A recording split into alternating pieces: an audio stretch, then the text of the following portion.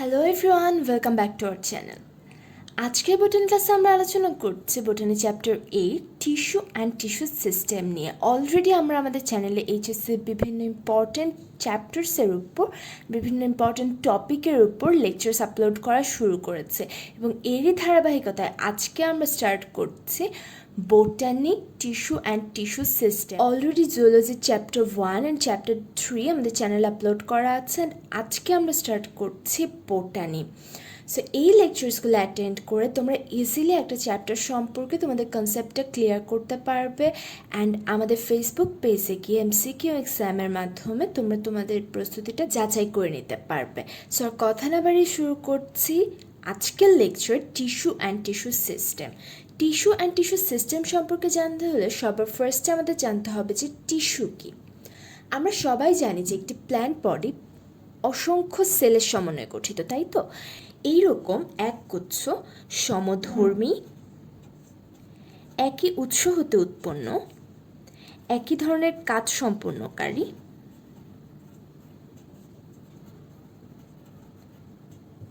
একগুচ্ছ কোষকে আমি বলবো টিস্যু। তাহলে টিস্যু বলতে আমরা বুঝছি একই উৎস হতে সৃষ্ট একই ধরনের কাজ সম্পন্নকারী সমধর্মী একগুচ্ছ কোষ এবং একই কাজ সম্পন্নকারী অসংখ্য টিস্যুর সমন্বয় বা একগুচ্ছ টিস্যুর সমন্বয়ে গঠিত হবে টিস্যু সিস্টেম। এই চ্যাপ্টারে মেইনলি আমরা টিস্যু অ্যান্ড টিস্যু সিস্টেম সম্পর্কে বিস্তারিত আলোচনা করব। তাহলে টিস্যু বলতে আমরা বুঝছি একই উৎস হতে সৃষ্ট একই ধরনের কাজ সম্পন্নকারী সমধর্মী একগুচ্ছ অবিচ্ছিন্ন কোষ যারা একই ধরনের কাজ সম্পন্ন করে থাকে এবং এক্ষেত্রে টিস্যু সৃষ্টির মূল কারণ হিসেবে উল্লেখ করা হচ্ছে দেহ গঠনকারী কোষের শ্রম বিভাগকে। এবার চলে আসি টিস্যু কয় প্রকার। টিস্যুকে মেইনলি তাদের বিভাজন ক্ষমতার ভিত্তিতে দুইটা ভাগে ভাগ করা হয়, ভাজক টিস্যু, স্থায়ী টিস্যু। যে সকল টিস্যু বিভাজন ক্ষমতা রয়েছে তারা হচ্ছে ভাজক টিস্যু আর যাদের নেই তারা হচ্ছে স্থায়ী টিস্যু। এইসব ভাজক টিস্যু এবং স্থায়ী টিস্যুকে আবার বিভিন্ন ভাগে ভাগ করা হয়। তাহলে এবার চলে আসি ভাজক টিস্যু কী। যেই সকল কোষের বিভাজন ক্ষমতা রয়েছে তাদেরকে নিয়ে গঠিত টিস্যুকে আমরা বলতে পারি ভাজক টিস্যু। তাহলে ভাজক টিস্যুর বৈশিষ্ট্যের ক্ষেত্রে আমি কী কী উল্লেখ করব? ফার্স্ট অফ অল, ভাজক টিস্যু বিভাজন ক্ষমতা সম্পন্ন। তাহলে সে হবে হচ্ছে বিভাজন ক্ষমতা সম্পন্ন। যেহেতু সে বিভাজন ক্ষমতা সম্পন্ন তাহলে সে অবশ্যই একটি জীবিত কোষ এবং এক্ষেত্রে সে সমব্যাসীয় এবং অপেক্ষাকৃত ছোট হয়ে থাকে। আকারের ক্ষেত্রে আমরা বলতে পারি আয়তাকার, ডিম্বাকার, পঞ্চভুজাকার অথবা ষড়ভুজাকার হয়ে থাকে। এই সকল কোষের ক্ষেত্রে বা এই সকল টিস্যুতে যে ধরনের ভাজক কোষগুলো থাকে তাদের ক্ষেত্রে একটা কথা অলওয়েজ মাথায় রাখতে হবে যে আমাদের সেল ওয়ালটা খুবই পাতলা থাকে যা সেলুলোজ নির্মিত। এই চ্যাপ্টারে একটা কথা খুব ভালো করে মাথায় রাখবে, সেটা হচ্ছে যেখানেই আমরা কোষপ্রাচীর পাতলা পাবো তাই সেলুলোজ নির্মিত এবং পুরো কোষপ্রাচীর কাইটিন নির্মিত। সেলুলোজ নির্মিত কোষপ্রাচীরের সাথে তার থাকে দানাদার সাইটোপ্লাজম। দানাদার সাইটোপ্লাজম এবং অপেক্ষাকৃত বড় নিউক্লিয়াসটা আকারে অনেক বড় হয়ে থাকে। এদের ক্ষেত্রে আমি কোনো ধরনের সেল ভ্যাকিউল দেখব না। তাদের প্লাস্টিডগুলো প্রোপ্লাস্টিড থাকে। প্রোপ্লাস্টিড বলতে আমরা ঠিক কাকে বোঝাচ্ছি? যে সকল প্লাস্টিডে কোনো ধরনের ঝিল্লি থাকবে না তারাই মূলত প্রোপ্লাস্টিড এবং এদের ক্ষেত্রে প্লাস্টিডগুলো প্রোপ্লাস্টিড অবস্থায় থাকে। এরা এতটাই ঘন সন্নিবিষ্ট অবস্থায় থাকে, সাধারণত আকারটা এমন হয়ে থাকে, এতটাই ঘন সন্নিবিষ্ট থাকে যে এদের মধ্যে কোনো আন্তঃকোষীয় ফাঁকা স্থান দেখা যায় না। এটা ভাজক টিস্যুর একটি অন্যতম বৈশিষ্ট্য। যেহেতু তারা প্রতিনিয়ত বিভাজিত হচ্ছে সেহেতু তাদের বিপাকীয় হারটা অবশ্যই বেশি থাকবে। বিভিন্ন ধরনের মেটাবলিজম তাদের মধ্যে হচ্ছে, সো তাদের বিপাকীয় হারটা বেশি থাকে এবং যেহেতু কোনো ধরনের কোষ গহ্বর থাকে না, সেল ভ্যাকিউল থাকে না, সেক্ষেত্রে এদের কোনো সঞ্চিত খাদ্য, ক্ষরিত বস্তু বা বর্জ্য পদার্থ থাকে না। তাহলে এখন যদি আমি স্থায়ী টিস্যুর বৈশিষ্ট্য সম্পর্কে জানতে চাই, কি বলবে? এখানে যা যা হচ্ছে ঠিক তার অপোজিট হচ্ছে স্থায়ী টিস্যুর ক্ষেত্রে। এবার চলে আসি ভাজক টিস্যুর কাজ। কী ধরনের কাজ করে থাকে? যেহেতু বিভাজিত হচ্ছে সেহেতু সে বৃদ্ধি করবে উদ্ভিদকে। কিসে কিসে বৃদ্ধি করবে? দৈর্ঘ্যে বৃদ্ধি করবে এবং প্রস্থে বৃদ্ধি করবে। এছাড়াও ক্ষত পূরণ করবে এবং তার স্পেশাল একটা বৈশিষ্ট্য হচ্ছে ভাজক টিস্যু থেকে স্থায়ী টিস্যুর সৃষ্টি হয়ে থাকে। এটা খুবই ইম্পর্টেন্ট। এবার চলে আসি ভাজক টিস্যুর শ্রেণী বিভাগ। ভাজক টিস্যুকে আমি কি কি ভাগে ভাগ করতে পারছি? এক্ষেত্রে একটা কথা মাথায় রাখবে যে 4টা বৈশিষ্ট্যের ভিত্তিতে তাদেরকে ভাগ করা হয়। ফার্স্ট অফ অল হচ্ছে উৎপত্তি। তারা কোথা থেকে উৎপত্তি লাভ করছে, তাদের অবস্থানটা কোথায়, তাদের কোষ বিভাজন সেটা কি ধরনের, এবং এই সকল ভাজক টিস্যু কি কি ধরনের কাজে নিয়োজিত থাকে। তাহলে এই 4টা পয়েন্টের ভিত্তিতে আমি শ্রেণী বিভাগটাকে আলোচনা করব। তো ফার্স্টেই চলে আসি উৎপত্তি অনুসারে। উৎপত্তি অনুসারে ভাজক টিস্যুকে 3টা ভাগে ভাগ করা হয়। অলওয়েজ মাথায় রাখবে যে এই 4টা ক্রাইটেরিয়ার ভিত্তিতে আমরা 3টা করে ভাগ করতে পারি। তাহলে সর্বমোট আমরা 12টা ভাগ সম্পর্কে জানবো। সো এবার চলে আসি উৎপত্তি অনুসারে তাকে কি কি ভাগে ভাগ করা হয়ে থাকে। উৎপত্তি অনুসারে তারা মেইনলি 3 প্রকার: প্রোমেরিস্টেম,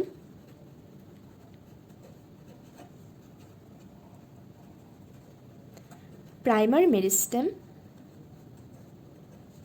সেকেন্ডারি মেরিস্টেম। মেরিস্টেম বলতে বোঝাচ্ছে ভাজক টিস্যুকে, ভাজক টিস্যুর অপর নাম মেরিস্টেম। ফার্স্টে হচ্ছে প্রোমেরিস্টেম। প্রোমেরিস্টেম হচ্ছে উদ্ভিদের মূল বা কাণ্ডের অগ্রভাগের শীর্ষদেশে একটি ক্ষুদ্র অঞ্চল থাকে। মূল বা কাণ্ডের অগ্রভাগে এই যে অঞ্চলটা থাকে তাকে আমরা বলছি প্রোমেরিস্টেম, যেখান থেকে পরবর্তীতে প্রাইমারি মেরিস্টেমের সৃষ্টি হচ্ছে। মূলত প্রাইমারি মেরিস্টেমটা সৃষ্টি হয় ভ্রূণাবস্থায়, তাহলে অবশ্যই ধরে নিতে হবে যে প্রোমেরিস্টেম থাকে ভ্রূণাবস্থার অনেক আগে এবং প্রাইমারি মেরিস্টেম সেখান থেকে উৎপন্ন হচ্ছে। পরবর্তীতে আমরা চলে আসি প্রাইমারি মেরিস্টেমের ক্ষেত্রে। প্রাইমারি মেরিস্টেম হচ্ছে প্রোমেরিস্টেম হতে সৃষ্ট ভাজক টিস্যু। তাহলে তারা কোথায় অবস্থান করবে? মূল এবং কাণ্ডের শীর্ষদেশে, এবং তাদের উৎপত্তি ঘটবে ভ্রূণাবস্থায়।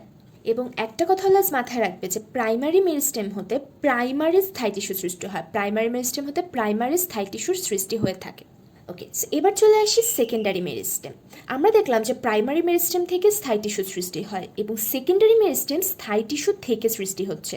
তাহলে স্থায়ী টিস্যু থেকে সৃষ্টি হচ্ছে সেকেন্ডারি মেরিস্টেম, এবং তারা ভ্রূণাবস্থার অনেক পরে গিয়ে সৃষ্টি হয়ে থাকে। এই 3টা ওয়ার্ড একটু মনে রাখবে: ভ্রূণাবস্থার আগে, ভ্রূণাবস্থায় এবং ভ্রূণাবস্থার অনেক পরে। তাদের অবস্থানটা কোথায় থাকছে? মূল বা কাণ্ডের শীর্ষদেশের একটা অঞ্চল যেটা থাকে ভ্রূণাবস্থার আগে, ভ্রূণাবস্থায় প্রাইমারি মেরিস্টেম, এবং পরবর্তীতে স্থায়ী টিস্যু থেকে কখনো যদি ভাজক টিস্যুতে রূপান্তরিত হয় তাকে আমরা বলবো সেকেন্ডারি মেরিস্টেম।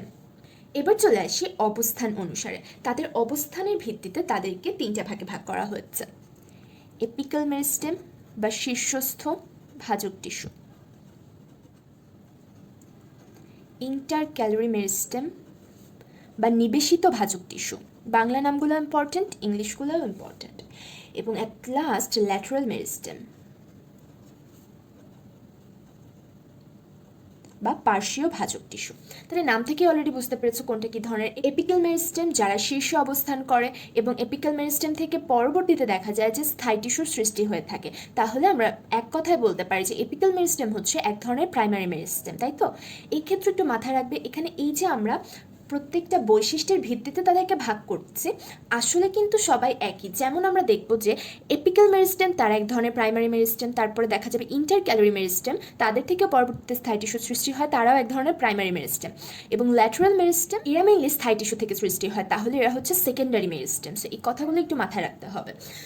সো আমরা দেখলাম এপিক্যাল মেরিস্টেম হচ্ছে শীর্ষে অবস্থান করে এবং তারা এক ধরনের প্রাইমারি মেরিস্টেম। এবং একটা কথা মাথায় রাখবে যে আবৃতবীজী এবং নগ্নবীজী, তার মানে পুষ্পক উদ্ভিদের ক্ষেত্রে এপিক্যাল মেরিস্টেম একাধিক কোষে হতে পারে, একাধিক কোষ নিয়ে গঠিত হয়। বাট ব্রায়োফাইটা, টেরিডোফাইটা অর্থাৎ অপুষ্পক উদ্ভিদের ক্ষেত্রে তারা কেবলমাত্র এক কোষীয় হয়ে থাকে, এপিক্যাল মেরিস্টেম।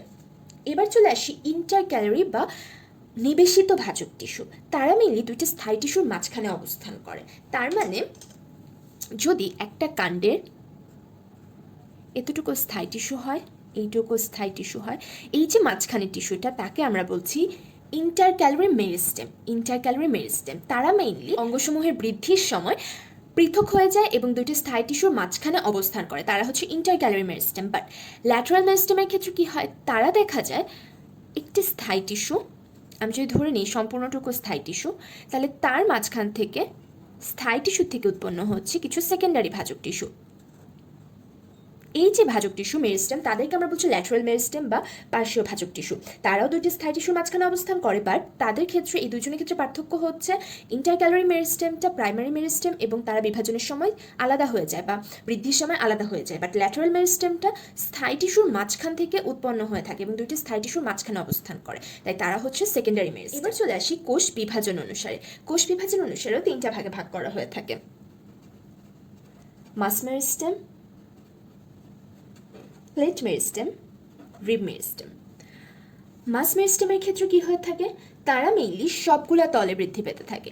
তার মানে এই যে কোষটা বিভাজিত হবে তারা সব তলে বিভাজিত হতে থাকবে এবং অ্যাট লাস্ট তারা উদ্ভিদকে ঘনত্বে বৃদ্ধি করবে। প্লেট ভাজক টিস্যু অনেকটা পাতার মতো, পাতাতে হচ্ছে এটা প্লেট ভাজক টিস্যু। তারা কেবলমাত্র দুইটি তলে বিভাজিত হয়ে থাকে এবং অ্যাট লাস্ট তারা আয়তনে বৃদ্ধি করে উদ্ভিদকে। এবং রিব ভাজক টিস্যু, তারা একটি ফিতার মতো অনেকটা একতলে বিভাজিত হয় এবং তারা দৈর্ঘ্যে বৃদ্ধি করে। কাজ অনুসারে তাদেরকে আমরা আবার তিনটা ভাগে ভাগ করছি। একটা হচ্ছে প্রোটোডার্ম,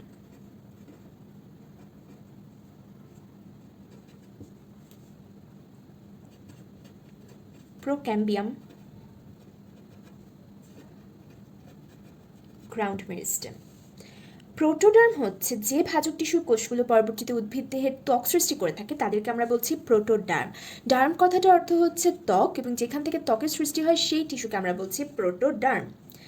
ক্যাম্বিয়াম, যারা উদ্ভিদের ক্যাম্বিয়াম, জাইলেম, ফ্লোয়েম অর্থাৎ পরিবহন টিস্যু সৃষ্টিকারী যে টিস্যু, তাদেরকে আমরা বলছি প্রোক্যাম্বিয়াম। এবং উদ্ভিদের ভিত্তি সৃষ্টিকারী টিস্যুকে আমরা বলছি গ্রাউন্ড টিস্যু, যারা মেইনলি কর্টেক্স, মজ্জা, মজ্জারশ্মি এই সকল অংশে সৃষ্টি করে থাকে।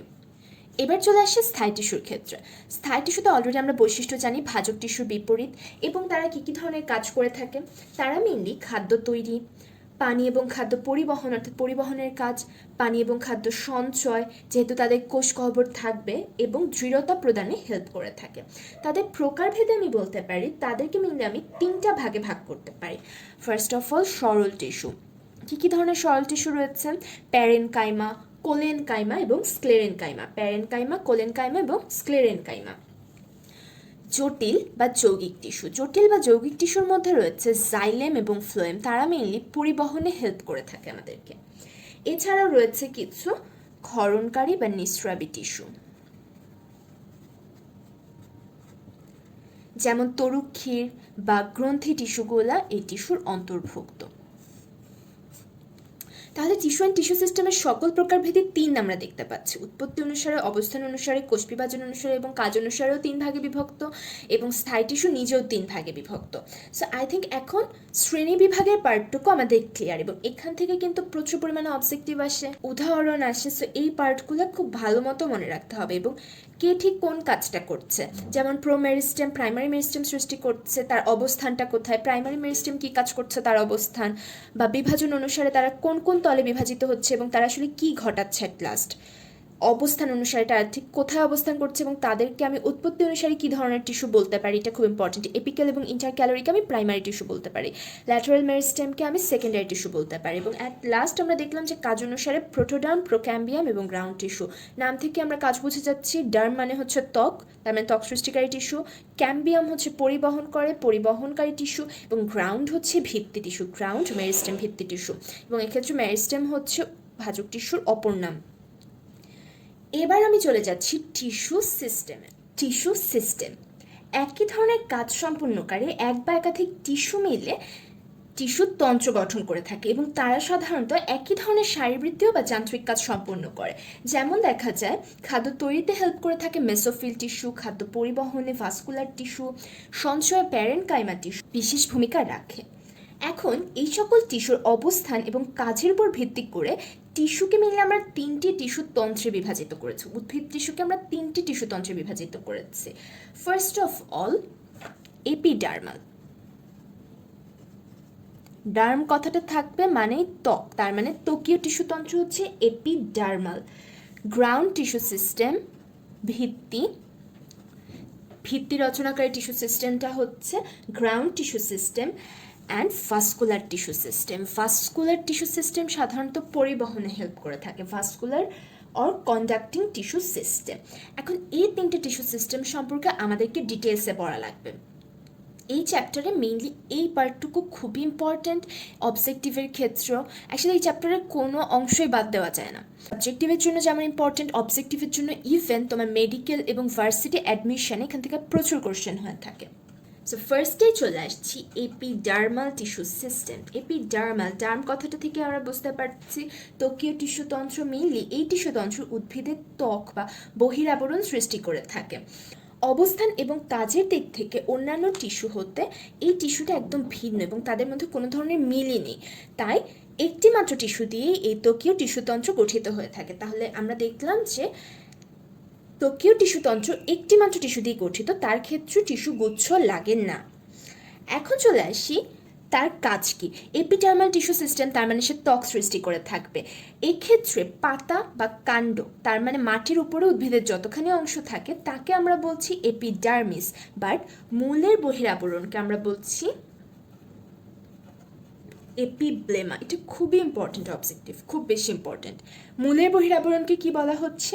এপিব্লেমা। এবং এই ধরনের টিস্যু সাধারণত এপিডার্মাল টিস্যুগুলো সাধারণত প্রাথমিক শীর্ষক ভাজক টিস্যু হতে উৎপন্ন।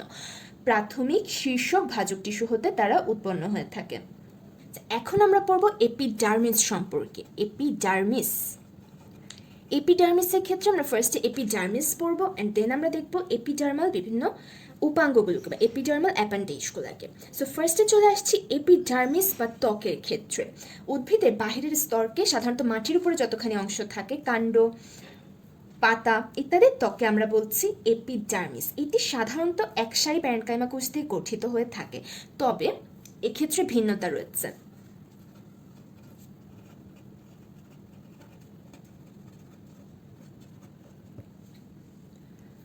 বট, অশ্বত্থ আর পাকুড়, এদেরকে আমরা মনে রাখি হচ্ছে অপু বোকা দিয়ে, অপু বোকা 3।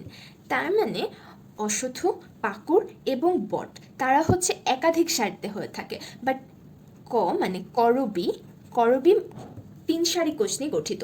এটা কিন্তু খুব ইম্পর্টেন্ট। করবি গাছের পাতায় 3 সারি কোষের ত্বক দেখা যায় এবং অশ্বত্থ, বট এবং পাকুড় থেকে একাধিক সারি কোষ দেখা যায়। এটা সাধারণত তোমার বহুপদীতে আসে বা এভাবে আসে যে নিচের কোণটি এক সারি প্যারেনকাইমা কোষ দিয়ে গঠিত। সেক্ষেত্রে এখান থেকে 3টে অপশন দেয় আর আরেকটা বাহির থেকে দেয়।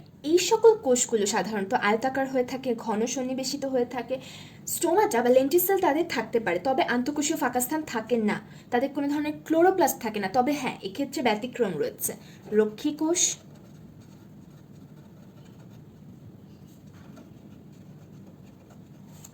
জলজ উদ্ভিদ এবং ফার্ন, তাদের ক্ষেত্রে সাধারণত দেখা যায় যে ক্লোরোপ্লাস্ট থাকে। এবং ফুলের পাপড়ি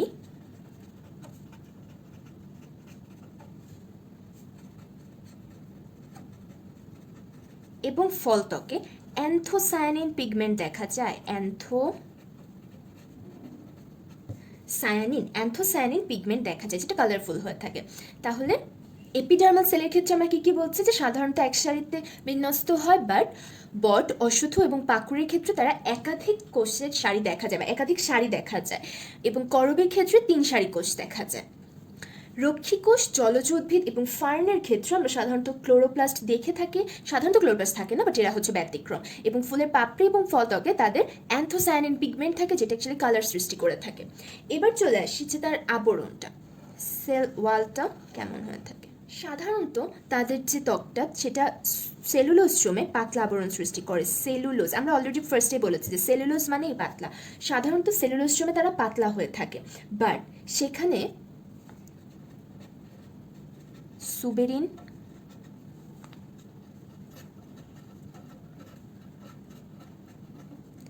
এবং কিউটিন জমে এক ধরনের মোমের আস্তরণ সৃষ্টি করে। এবং সেলুলোজ ও এই মোমের আস্তরণকে একত্রে আমরা বলছি কিউটিকল। এই টার্মগুলো একটু মনে রাখতে হবে কখন কোন ওয়ার্ডটা আমি ইউজ করছি। ফার্স্টে আমি বললাম সেলুলোজ জমে পাতলা আবরণ সৃষ্টি করে, তারপর আমি বললাম এক ধরনের মোমের আস্তরণ সৃষ্টি করে তারা সুবিরিন এবং কিউটিনের সমন্বয়ে, এবং সুবিরিন এবং কিউটিন তার সাথে সেলুলোজ মিলে যে আস্তরণটা হয় তাকে আমরা বলছি কিউটিকল। সাধারণত এই কিউটিকলটা কাণ্ডের ত্বক, পাতা এবং এপিডার্মিসের বৈশিষ্ট্য, তার মানে মাটির উপরে যতখানি অংশ থাকে সেখানে থাকবে এই কিউটিকল, বাট এপিব্লেমাতে কখনোই মূল থাকে না। তাহলে আমি যদি এখন বলি একবীজপত্রী এবং দ্বিবীজপত্রী উদ্ভিদের মূলের বৈশিষ্ট্য লিখো, ফার্স্টে লিখে দিবে যে সেখানে কোনো ধরনের কিউটিকল থাকে না, এপিব্লেমায় কোনো ধরনের কিউটিকল থাকতে পারে না। তাহলে আমরা এখানে দেখলাম কিউটিকল। এছাড়াও সেলুলোজের উপরে লিগনিন জমে। লিগনিন জমে এক ধরনের পুরো আস্তরণ সৃষ্টি করে, সাধারণত এটা পাতায় জমে থাকে। সেলুলোজের উপরে লিগনিনের এক ধরনের আবরণ জমে, সাধারণত সাইকাস, পাইনাস এই সকল উদ্ভিদের ক্ষেত্রে পাতায় লিগনিন জমে থাকে। এছাড়াও কিছু কিছু গাছের পত্রত্বকে মিউসিলেস জমে থাকে। মিউসিলেস টার্মগুলো হয়তো নতুন, বাট পড়তে পড়তে আয়ত্তে চলে আসবে এই ওয়ার্ডসগুলো। সো মিউসিলেস জমে থাকে কিছু কিছু গাছের পত্রত্বকে। এছাড়াও পত্রত্বকে মাইরোসিন এনজাইম ক্ষরণকারী কিছু কোষ থাকে। মাইরোসিন এনজাইম ক্ষরণকারী কিছু কোষ থাকে এবং এই ধরনের বৈশিষ্ট্য সাধারণত আমরা সরিষার ক্ষেত্রে দেখতে পারি। সরিষা, তাহলে সরিষার পত্রত্বকে মাইরোসিন এনজাইম ক্ষরণকারী এক ধরনের কোষ থাকে। এছাড়াও কর্ক এবং সিলিকা কোষ থাকে, যেমন ঘাস, নলখাগড়া ইত্যাদি ত্বকীয় কোষে আমরা কর্ক এবং সিলিকা কোষ দেখতে পাই। এছাড়াও বৃহদাকৃতির বুলিফর্ম থাকে। বুলিফর্ম হচ্ছে এক ধরনের ত্বকীয় কোষ, এটা খুব ইম্পর্টেন্ট একটা টার্ম। বুলিফর্ম থাকে এবং এই বুলিফর্মের কাজটা কি? প্রথমত পানি সঞ্চয় করা এবং পাতার প্রসারণ এবং বিকাশে সহায়তা করা। বুলিফর্মের কাজটাই হচ্ছে পানি সঞ্চয় করা। সাধারণত এই বৈশিষ্ট্যটা আমরা দেখতে পারি অভাগার ক্ষেত্রে। আখ, গম, ভুট্টা এই তিনটা ক্ষেত্রে বুলিফর্ম দেখতে পারি। এই চ্যাপ্টারের সব ধরনের উদাহরণই তোমাদের জন্য খুব ইম্পর্টেন্ট, এই কথাটা মাথায় রাখবে। এই চ্যাপ্টারের সব উদাহরণ তোমাদের জন্য খুব বেশি ইম্পর্টেন্ট, বিশেষ করে অ্যাডমিশনে, এবং সেক্ষেত্রে ব্যতিক্রমগুলোকে তো বাদ দেওয়াই যাবে না, ব্যতিক্রমগুলো সবচেয়ে বেশি আসে। এবার চলে আসি এপিডার্মাল অ্যাপেন্ডেজ বা এপিডার্মিসের উপাঙ্গ সমূহ। এপিডার্মিসে কি কি ধরনের উপাঙ্গ থাকে? প্রথমত থাকে হচ্ছে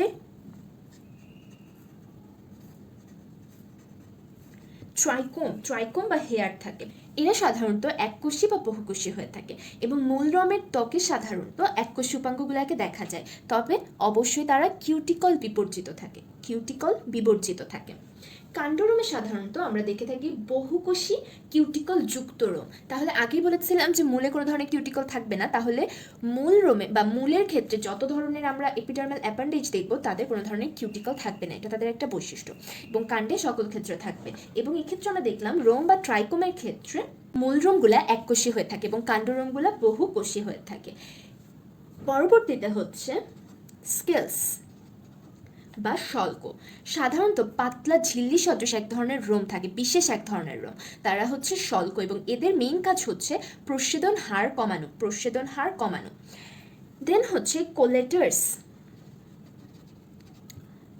কোলেটার্স এক ধরনের বহুকোষী ট্রাইকোম। এরা সাধারণত আঠালো পদার্থে পূর্ণ থাকে এবং এদের ক্ষেত্রে গ্ল্যান্ড থাকে এবং স্কেলসের ক্ষেত্রে কোনো ধরনের গ্ল্যান্ড থাকে না। এটা হচ্ছে কোলেটার্স এবং স্কেলসের মেইন ডিফারেন্স। এবং অ্যাট লাস্ট হচ্ছে ব্লাডার সাধারণত বিশেষ ধরনের এক প্রকার পানি ধারক। এরা প্রশস্ত ট্রাইকোম, তার মানে এরা প্রত্যেকেই এক এক ধরনের ট্রাইকোম হয়ে থাকে, বাট এক একজনের বৈশিষ্ট্য ভিন্ন। সাধারণত থলে আমরা দেখে থাকি বরফ উদ্ভিদের ক্ষেত্রে, এবং তাদের মেইন কাজ হচ্ছে পানি সঞ্চয়। এই গেল এপিডার্মাল অ্যাপেন্ডেজের ফার্স্ট পয়েন্টটা।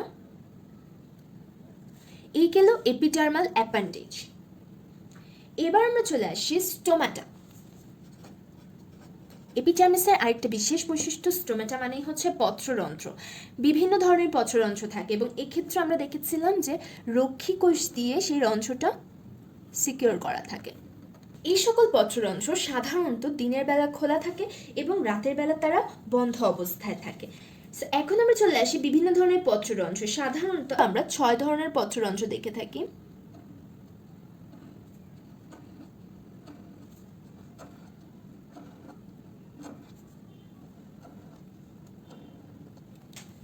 এক্ষেত্রে চিত্রগুলো খুব ইম্পর্টেন্ট। কখনো যদি প্রশ্ন আসে যে পত্ররন্ধ্র সম্পর্কে লিখো বা পত্ররন্ধ্র কাকে বলে ব্যাখ্যা করো, 2 মার্কসের জন্য আসতে পারে। তো পত্ররন্ধ্র ব্যাখ্যার সাথে এই ছবি কটা একটু এঁকে দিবে। এটা খুব বেশি কঠিন হবে না, বাট নাম্বার ভালো ক্যারি করবে তোমাদের। এখন চলে আসি ডায়াসাইটিক। ডায়াসাইটিকের ক্ষেত্রে কি হয়, এই রক্ষী কোষের সাথে 90 ডিগ্রিতে 2টি সহকারী কোষ থাকে। সেকেন্ডে হচ্ছে প্যারাসাইটিক। প্যারাসাইটিকের ক্ষেত্রে আমরা দেখি তারা 180 ডিগ্রি অ্যাঙ্গেলে 2টা সাবসিডারি কোষ রক্ষী কোষের সাথে অবস্থান করে। পরবর্তীতে আছে অ্যানাইসোসাইটিক। অ্যানাইসোসাইটিকের গঠনটা হচ্ছে, এক্ষেত্রে 3টে সাবসিডারি কোষ থাকে এবং তার মধ্যে একটি থাকে ছোট, এই পার্টটা থাকবে ছোট। পরবর্তীতে আমরা দেখলাম টেট্রাসাইটিক। সাধারণত আমরা টেট্রাসাইটিকই দেখি আমরা, এবং আমাদেরকে যখন পত্ররন্ধ্রের ছবি আঁকতে বলে আমরা টেট্রাসাইটিক এঁকে থাকি, 4টে সাবসিডারি সেল থাকে। এরপর হচ্ছে অ্যাক্টিনোসাইটিক। অ্যাক্টিনোসাইটিক হচ্ছে অনেকগুলা কোষ থাকে এবং তারা রেডিয়ালি বিন্যস্ত থাকে, অনেকগুলা সেল। অ্যাট লাস্ট হচ্ছে অ্যানোমোসাইটিক। অ্যানোমোসাইটিক এমন এক ধরনের স্টোমা যারা সাধারণত ত্বকীয় কোষ থেকে পৃথকযোগ্য নয়, তারা দেখতে একদম সম্পূর্ণ এক, সো তাদেরকে আলাদা করা যায় না। এই ওয়ার্ডটা আমরা কীভাবে মনে রাখবো, পৃথকযোগ্য নয়, অ্যানোমোসাইটিক, নো দিয়ে আমরা মনে রাখবো তারা পৃথকযোগ্য নয়। অ্যান্ড এপিডার্মাল টিস্যু সিস্টেমের লাস্ট পয়েন্ট সেটা হচ্ছে হাইডাথোড। হাইডাথোড বানানটা খুব ভালো করে খেয়াল করবে, এটা কিন্তু হাইড্রাথোড না বা হাইডাথ্রোডও না, এটা খুব ভালো করে খেয়াল করতে হবে। কারণ দেখা যায় কি হাইডাথোডের জন্য যখন অবজেক্টিভ আসে তখন জাস্ট বানানগুলো চেঞ্জ করে 4টা অপশন রেডি করা হয়, সো এক্ষেত্রে খুব সাবধান। এখন এই হাইডাথোড জিনিসটা কি, তারা এক ধরনের পানি পত্ররন্ধ্র এবং তাদের কাজ হচ্ছে পানি নির্মোচন করা। সাধারণত পত্ররন্ধ্র আমরা কি দেখি, বাষ্পাকারে পানিকে ছেড়ে দিচ্ছে, তাই তো, বাট এই ক্ষেত্রে আমরা দেখবো যে তারা পানি আকারে বা তরল আকারে পানিটাকে ছেড়ে দিচ্ছে বাইরে, এবং তাদের উদাহরণ হচ্ছে ঘটক। ঘাস, টমেটো, কচু, ঘাস, টমেটো, কচু, তাদের ক্ষেত্রে থাকে হাইডাথোড। এবং বুলি ফর্ম আমরা দেখেছিলাম পানি ধারক যে কোষটা থাকে সেটা হচ্ছে অভাগা, আখগম, ভুট্টা। সো অলরেডি আমরা এপিডার্মাল টিস্যু সিস্টেম সম্পর্কে জানলাম। এপিডার্মাল টিস্যু সিস্টেমের যত ধরনের চিত্র আছে বা এই চ্যাপ্টারের যত ধরনের চিত্র আছে তার প্রত্যেকটার টিউটোরিয়াল আমার চ্যানেলে আছে, আমি তার লিঙ্ক ডিসক্রিপশন বক্সে দিয়ে দিব। এই চ্যাপ্টারের প্লেলিস্টের লিঙ্কটা আমি দিয়ে দেবো, সেখান থেকে কাইন্ডলি তোমরা একটু চিত্রগুলো দেখে নেবে, বিকজ এই চ্যাপ্টারের চিত্র অনেক বেশি ইম্পর্টেন্ট। এবং প্লেলিস্টে এই চ্যাপ্টারের প্রত্যেকটা টপিকের ভিডিও দেওয়া আছে, সো তোমাদের যদি এখান থেকে বুঝতে প্রবলেম হয় অবশ্যই সেই প্লেলিস্ট থেকে ডিটেলড ভিডিওটা দেখে নেবে। সো আজকের লেকচার আমরা এখানেই কমপ্লিট করছি। নেক্সট লেকচারে আমরা পড়বো হচ্ছে ground tissue system and vascular tissue system সম্পর্কে। গ্রাউন্ড টিস্যু সিস্টেম সম্পর্কে আমাদের অনেক কিছু জানা আছে, সেখানে অনেক ডিটেলস আলোচনা করা লাগবে, সো আজকে আর আমি পড়াটা বাড়ালাম না। নেক্সট ক্লাসে আমরা দেখবো হচ্ছে ground tissue system and vascular tissue system, and তার সাথে হচ্ছে একবীজপত্রী উদ্ভিদ এবং দ্বিবীজপত্রী উদ্ভিদের মূল এবং কাণ্ডের ডিফারেন্সটা। সো আমরা যদি গ্রাউন্ড টিস্যু সিস্টেম এবং ভাস্কুলার টিস্যু সিস্টেম পর্যন্ত কমপ্লিট করতে পারি তাহলে তোমরা দেখতে পারবে যে একবীজপত্রী এবং দ্বিবীজপত্রীর যে ডিফারেন্সটা সেটা তোমরা নিজেরা আইডেন্টিফাই করতে পারছো, এতখানি ইজি হয়ে গেছে। সো আই থিঙ্ক আজকের লেকচারটা তোমাদের কাছে ক্লিয়ার হয়ে গেছে। এছাড়াও যদি কোনো প্রবলেম থেকে অবশ্যই আমাকে কমেন্ট বক্সের মাধ্যমে জানাবে, অ্যান্ড ডিসক্রিপশন বক্সে আমি প্লেলিস্টের লিঙ্কটা দিয়ে দিচ্ছি, সেখান থেকে তোমরা টপিক ওয়াইজ ভিডিও এনজয় করতে পারবে। সো কথা হচ্ছে নেক্সট ক্লাসে, টিল দেন স্টে সেফ।